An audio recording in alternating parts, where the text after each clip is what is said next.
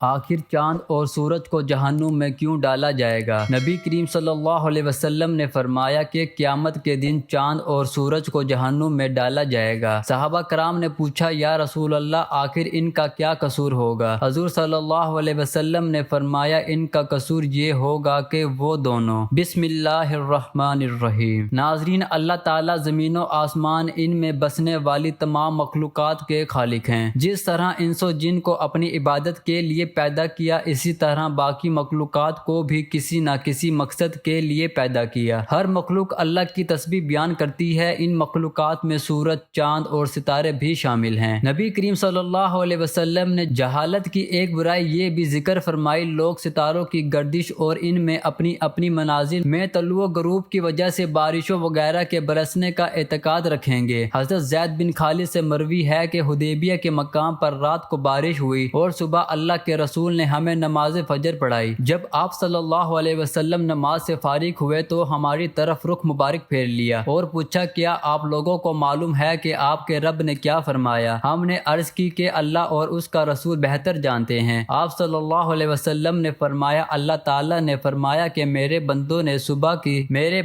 صبح کی تو مجھ پر ایمان رکھتے تھے اور ستاروں کے منکر تھے، اور جس نے کہا کہ ہم پر فلاں فلاں ستارے نے بارش برسائی تو ایسے کہنے والا شخص میرا منکر جبکہ ستاروں پر اعتقاد رکھنے والا ہے۔ نظام فلکی قدرت اہلیہ کی مظہر اور تابع ہے۔ مفہوم آیت: اور سورج، چاند اور ستارے سب کے سب اللہ کے حکم سے ایک مقرر، منظم اور منضبط نظام کے تابع بنا دیے گئے ہیں۔ حضرت ابو بکر رضی تعالی عنہ سے مروی طویل حدیث میں ہے کہ اللہ کے رسول نے فرمایا، سورج اور چاند اللہ تعالیٰ کی قدرت کی نشانیوں میں سے دو بڑی نشانیاں ہیں۔ مفہوم آیت: اللہ وہی ذات ہے جس نے سورج کو روشنی کا ذریعہ اور مبنا بنایا۔ مفہوم آیت: اور سورج اپنے مقرر کردہ راستے پر چلتا ہے، جو راستہ غالب علم والے اللہ تعالیٰ کی طرف سے مقرر کردہ ہے۔ سورہ یاسین۔ حضرت ابو ذر سے مروی ہے کہ میں سورج کے غروب کے وقت نبی کریم صلی اللہ علیہ وسلم کے پاس مسجد میں بیٹھا ہوا تھا۔ آپ صلی اللہ علیہ وسلم نے مجھے مخاطب کرتے ہوئے فرمایا، ابو ذر، کیا آپ جانتے ہیں کہ سورج کہاں غروب ہوتا ہے؟ میں نے عرض کی، اللہ اور اس کا رسول ہی اس بات کو زیادہ بہتر جانتے ہیں۔ آپ صلی اللہ علیہ وسلم نے فرمایا، جب غروب ہونے کے لیے اپنے مقام کی طرف چلا جاتا ہے تو زیر عرش اللہ کو سجدہ کرتا ہے۔ سورج کے سجدہ کرنے سے مراد یہ ہے کہ اس کا ہر طلوع و غروب اللہ کی اجازت سے ہوتا ہے اور یہ اس کی اجازت کا تابع ہے۔ اللہ تعالیٰ کی اجازت کا تابع فرمان ہونا ہی اس کا سجدہ قرار دیا گیا ہے۔ حضرت نعمان بن بشیر رضی تعالی عنہ سے مروی ہے، رسول اللہ صلی اللہ علیہ وسلم کے زمانہ مبارک میں سورج گرہن ہوا۔ آپ صلی اللہ علیہ وسلم نے فرمایا، لوگوں نے نظریہ بنا لیا ہے سورج اور چاند کو گرہن اس لیے لگتا ہے کہ کسی نظام میں شخصیت کی موت واقع ہوئی ہے، حالانکہ یہ حقیقت کے بالکل خلاف ہے۔ سورج اور چاند کو گرہن کسی کی موت و حیات کی وجہ سے نہیں لگتا، یہ اللہ تعالیٰ کی نشانیوں میں سے بڑی نشانیاں ہیں۔ محترم ناظرین، کیا آپ کو معلوم ہے کہ چاند اور سورج کو بھی جہنم میں ڈالا جائے گا؟ ایسا کیوں کیا جائے گا؟ جاننے کے لیے ویڈیو کو مکمل دیکھیے۔ حضرت ابن عباس رضی تعالی عنہ سے مروی ہے کہ انہوں نے فرمایا، جس سے اس بارے میں شک ہو کہ میدان حشر شام میں برپا ہوگا، اس سے یہ آیت مبارکہ تلاوت کر لینی چاہیے۔ هو الذی اخرج الذین کفروا من اہل الکتاب من دیارہم اول الحشر۔ رسول پاک صلی اللہ علیہ وسلم نے انہیں اس دن فرمایا تھا کہ تم چلے جاؤ۔ انہوں نے پوچھا، کہاں؟ تو آپ صلی اللہ علیہ وسلم نے فرمایا، ارض محشر کی طرف۔ حضرت معاویہ بن حیدر رضی تعالی عنہ سے روایت ہے کہ آپ صلی اللہ علیہ وسلم نے ارشاد فرمایا کہ تم اس طرف جمع کیے جاؤ گے، اور آپ صلی اللہ علیہ وسلم نے ملک شام کی طرف اشارہ فرمایا۔ حضرت سمرہ بن جندب رضی تعالی عنہ سے روایت ہے کہ آپ صلی اللہ علیہ وسلم نے فرمایا، تم بیت المقدس کی طرف مشہور ہوگے اور پھر تم قیامت میں جمع ہوگے۔ حضرت وہاب منبہ رحمہ اللہ فرماتے ہیں کہ اللہ تعالیٰ نے بیت المقدس سے فرمایا تھا کہ میں تجھ پر اپنا عرش رکھوں گا اور تیری طرف اپنی مخلوق کو محشور کروں گا، اور تیرے پاس داؤد علیہ السلام سوار ہو کر آئیں گے۔ حضرت ابن عمر رضی تعالی عنہ سے روایت ہے کہ آپ صلی اللہ علیہ وسلم نے فرمایا کہ جو شخص یہ چاہے کہ اپنی آنکھ سے قیامت کا مشاہدہ کرے تو اسے چاہیے کہ وہ اذا الشمس کوورت و اذا النجوم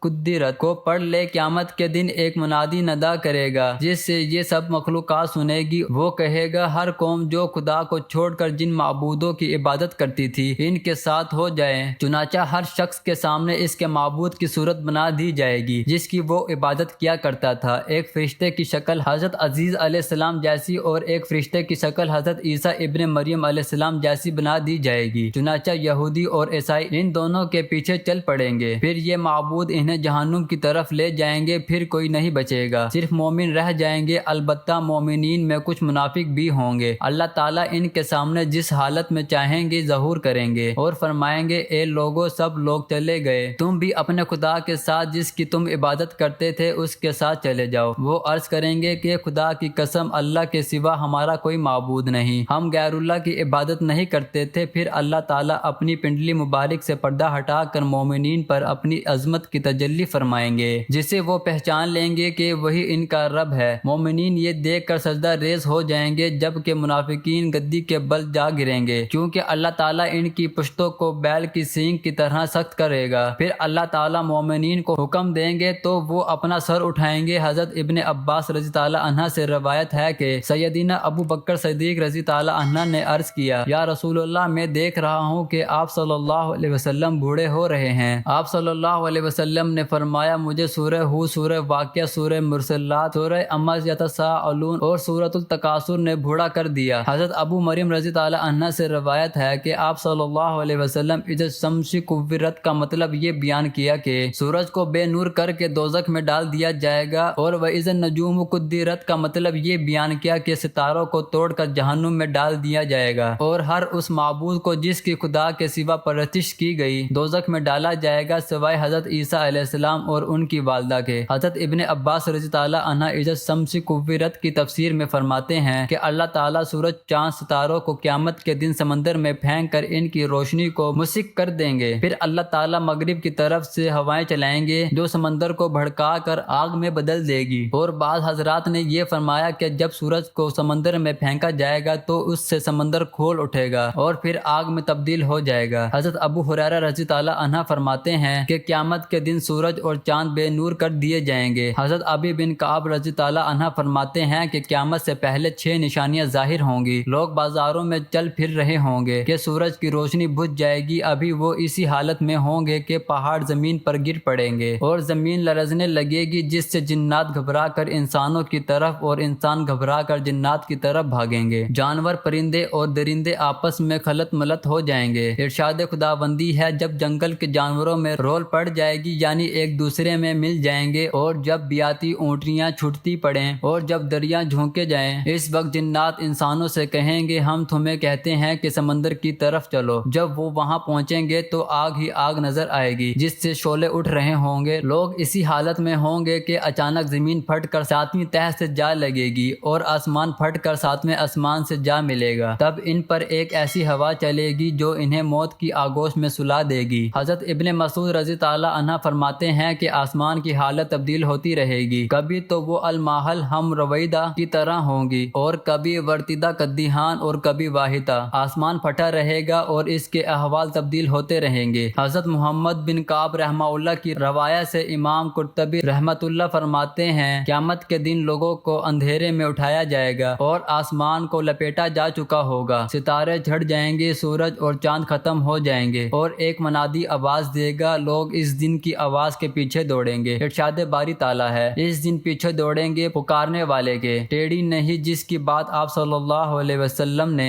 فرمایا، جب میں جنت میں داخل ہوں گا اور اپنے رب ذوالجلال کو دیکھوں گا تو اس کے سامنے سجدہ ریز ہو جاؤں گا۔ اللہ تعالیٰ مجھے اپنی تعریف اور بزرگی بیان کرنے کی ایسی اجازت دیں گے جو اپنی مخلوق میں سے کسی کو نہیں دی ہوگی۔ پھر اللہ تعالیٰ فرمائیں گے، یا محمد اپنا سر اٹھائیے، شفاعت کریں، آپ کی شفاعت قبول ہوگی، آپ سوال کریں، آپ کو عطا کیا جائے گا۔ جب میں اپنا سر اٹھاؤں گا تو اللہ تعالیٰ استفسار فرمائیں گے کہ آپ کیا چاہتے ہیں، حالانکہ اللہ تعالیٰ خوب جانتے ہیں۔ میں عرض کروں گا، یا اللہ، آپ نے مجھ سے شفاعت کا وعدہ فرمایا تھا، بس آپ جتنوں کے حق میں میری شفاعت قبول فرمائیں تاکہ وہ جنت میں داخل ہو سکیں۔ اللہ تعالیٰ فرمائیں گے، میں نے ان کے حق میں آپ کی شفاعت قبول کی اور ان کو جنت میں داخل ہونے کی اجازت دی۔ اس ذات کی قسم جس نے مجھے حق کے ساتھ بھیجا ہے، تم دنیا میں اپنی بیویوں اور گھروں کو اس سے زیادہ نہیں پہچانتے جس طرح جنت والے اپنی بیویوں اور گھروں کو پہچانتے ہیں۔ بس ہر آدمی 72 حوروں سے ہم بستری کرے گا جنہیں اللہ تعالیٰ اس جنتی کے لیے پیدا فرمائیں گے، اور اولاد آدم میں سے 2 عورتوں سے بھی ہم بستری کرے گا جنہیں عبادت خداوندی کی وجہ سے جنت کی عورتوں پر فضیلت حاصل ہوگی۔ ان میں سے پہلی سے یاقوت کے کمرے میں سونے کے تخت پر ہم بستری کرے گا جو موتیوں سے گھرا ہوگا۔ اس عورت نے ریشم کے 70 جوڑے پہنے ہوں گے۔ اگر جنتی اپنا ہاتھ اس کی دونوں کندھوں کے درمیان رکھ کر اپنے ہاتھ کی طرف دیکھے گا تو اسے اپنا ہاتھ اس کے سینے میں سے، اس کے کپڑے، گوشت اور جلد کے پیچھے سے بھی دکھائی دے گا، نیز جتنی اس کی پنڈلی کے گردے کو بھی دیکھ سکے گا، جس طرح تم میں سے کوئی یاقوت کی نلکی میں دھاگے کو دیکھ سکتا ہے۔ اس کی بیوی کا جگر اس کے لیے آئینہ ہوگا اور اس کا جگر بیوی کے لیے آئینہ ہوگا۔ جب وہ اپنی بیوی کے پاس ہوگا نہ وہ اس سے اکتائے گا اور نہ اس کی بیوی اس سے اکتائے گی۔ یہ جب بھی اس کے پاس آئے گا اس سے کنواری پائے گا، نہ مرد کا ذکر سستی کرے گا، نہ ہی بیوی کی فرج کو شکایت ہوگی۔ اسی دوران انہیں ندا دی جائے گی کہ تم دونوں میں سے کوئی بھی سیر نہ ہوگا اور نہ ہی منی نکلے گی۔ جتنی مرد سے کہا جائے گا تیرے لیے اور ابھی بہت سی بیویاں ہیں، اور ایک ایک کر کے سب کے پاس جائے گا۔ جس بھی بیوی کے پاس جائے گا وہ کہے گی واللہ میں نے جنت میں کوئی تجھ سا حسین نہیں دیکھا اور نہ تجھ سے زیادہ کسی کو محبوب بنایا، اور جہنم کے مستحق جہنم میں جائیں گے۔ عبدالعزیز بن مختار بن عبداللہ نداش کہتے ہیں کہ میں خالد بن عبداللہ بن خالد بن اسید کے عہد میں ایک سجدے میں ابو سلمہ بن عبد الرحمن کے ساتھ بیٹھا تھا۔ حسن بھی آ کر بیٹھ گئے، ہم گفتگو کرتے رہے۔ دوران گفتگو ابو سلمہ نے کہا ہمیں سیدنا ابو ہریرہ رضی اللہ عنہ نے بیان کیا کہ